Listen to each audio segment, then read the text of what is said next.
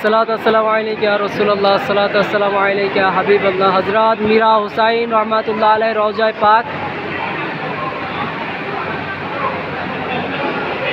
सैयद मीरा हुसैन रहमतुल्लाह अलैह এর ভিতরে একটা রওজা পাক আছে পূর্ব পশ্চিম। এই যে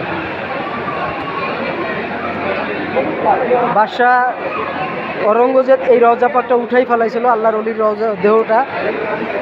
এটা একটা বিশাল একটা ঘটনা আছে। তো এই মাজার শরীফ কিন্তু পূর্ব পশ্চিম, আপনারা দেখেন সকল মাজার, এই মাজারটা কিন্তু উত্তর দক্ষিণ, আর এই মাজার শরীফ পূর্ব পশ্চিম।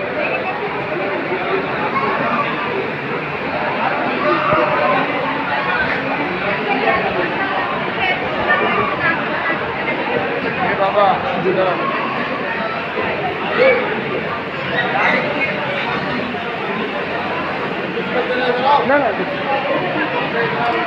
না, পয়সা নেব জিয়ারত করে।